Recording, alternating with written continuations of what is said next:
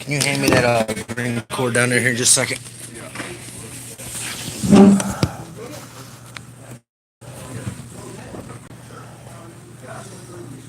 Got it?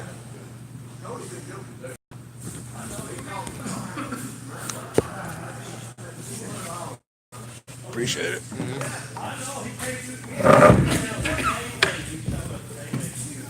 Got it? Yeah.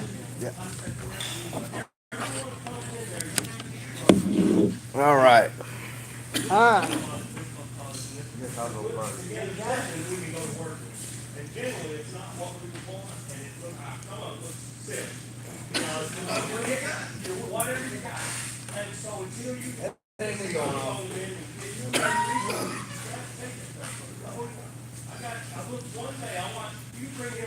Starting? Yes, sir.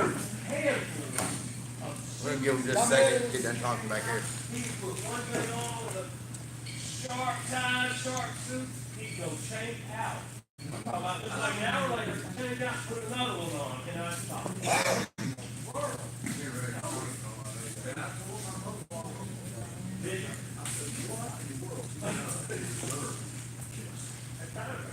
Took me by shock.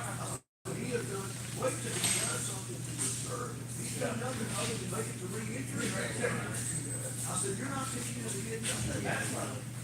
No, that's just, you just. No, you're fine, bud. You're fine. Sit down, man. Don't go out and sit on this one. I got a close call with him. That's what brings me out here. You gotta get this stuff. He said, I learned a valuable lesson. Matter of fact, what I will do. Here's your chair, bud. Is your Bible? Now, somebody else is already sitting there, and I ain't gonna He's related to their God, because I know his family, none of that. I'm gonna be a and I'm not gonna pay it. It's just like, Indestructible. yeah.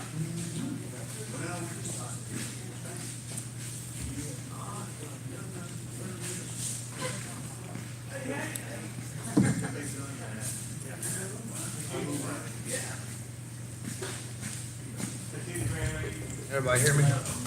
Nope. Speak up a little louder. Huh? Speak up a little louder. Gang. I mean, I might as well be yelling at the damn camera then. Speak up. Batteries are dead in mine. Speak up. Just replaced them, didn't we? Can't hear you. Yeah, but I didn't know how good those batteries are. I'll go back and get some new batteries. Actually, searching up a deal right quick. Try this. But yelling into it, I might as well be talking to that right there. All right, let me send Susan after some batteries. Oh, we already got it started now. Okay. We can hear you a little bit. All right. Can Brother Paul hear us? Huh? Can Brother Paul hear us? We'll find out at the end.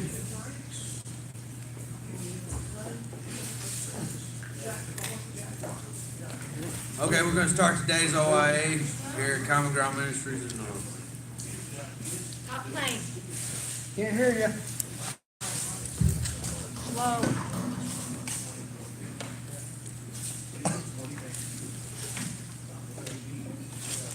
There you go. Talk louder. We'll talk a little louder. Yeah. Okay, so the title for mine today, I need my Bible. I walked up here without all my utensils. Slipping. Yeah. Still having time to deal with that thing.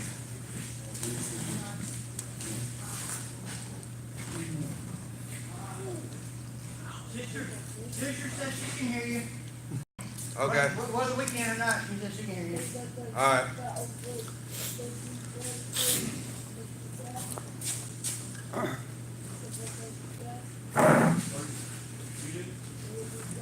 Okay, we did our OIAs last week on Romans chapter 2, 12 through 21. And the title of my OIA is With or Without the Law. And the way I got the verses we was reading is that living the law should be natural to us. It should be something that we're doing. You know, it should become a point to where that's what we're doing every day of our lives. And that works of the law should be written on our hearts, and that should be what we desire to do every day. Not that we are doing, but every day that should be what we desire to do, not just because we have to. And once we are aware of the law, we are a guide to the blind. It's our responsibilities to go out and talk to the other people that we know and that are in our lives to bring them to a point to where they feel comfortable living in the law and that that's what they want to do. That's our responsibilities as Christians. And I did my own chapter on verse 14, and it says, "For when Gentiles who do not have the law by nature do the things in law, these, although not having the law, are a law to themselves." And my observation is that Paul is speaking to the Jews about the Gentiles being judged without the law, since they weren't given the law or didn't even have access to the law. And I mean, back then they just didn't have that. It was the Jews had it, and that was it. And the ones that was living by the law was held to. They were blessed because they was living by the law naturally. I mean, that's just what they was doing without even knowing that it's what was expected of them. That's what they kept doing. The interpretation is that just hearing or knowing the law is not enough to be justified in God. Just because we hear it doesn't mean that if we're not living it, then we're not justified by it. We're not doing the right thing, and it makes it even worse because of the law, and we do understand it. And the application of it is, I must get to the point where living by the law is completely natural. And to me, that I mean, I kind of touched on it earlier. Is that I mean, there's been a lot of times in my life I've been doing wrong, and I enjoyed doing that wrong. I mean, it was just what I wanted to do every day. And now it's time. As I'm getting closer to Christ, it's becoming more and more. It's becoming easier for me to live for God because that's what I want to do every day. Whenever I wake up in the morning, that's what I want to do. And that's the way that it should be. It should be a natural reaction to when somebody does something that makes me angry. I shouldn't automatically be ready to fight them. I should be trying to pray for them or do something to help them throughout their problems that they're having that day. Just because they make me angry doesn't mean I act like I did used to. And then the challenge that I'm bringing to everybody today is that first, just bring new people with you whenever you come out here from your sinners. I mean, it doesn't matter where you bring them from, just bring new people. And secondly is that the challenge for the scripture is that we try to get to a point throughout the next week to where we at least become aware of the times that we're not living up to to the standards that were set out for us. That way we can start the process of changing and looking at where we need to change at and get to the point to where we are living by the laws of God. And I mean, that's really it for the OIA part of it. And who's next? You going next, Mike? Get one of these new guys up there, I'll go. The new guys are just introducing themselves. Well, that's fine. Unless they want to do one. Yeah, I'm come just on. introducing myself right now. Tell us where you're from, what you about, what got you here, where you going when you leave. Hi, my name is Robert Harris. I'm originally from Conway, Arkansas. I was a meth user and a seller, and I'm 37 years old. I've been in and out of prison since I was 18, and in 2005, me and my daughter's mother, we had a little girl. She's 13 years old now, and this past week was my first time ever meeting her because I've been in and out of prison her whole life. You know, it kind of bothered me because growing up, I was in and out of foster care, you know, and never knew nothing but trouble. You know what I mean? I was in and out of juvenile, you know, stealing and breaking into people's houses and stuff like that, you know. But now I done got to the point where I'm getting too old and I'm trying to do something different with my life because I feel that God put me in a position right now because I looked for the longest to find somewhere to parole to because I lost my mom and my brother. You know, they were the closest family I had to me, you know, growing up. And so I really didn't have any structure when I was growing up.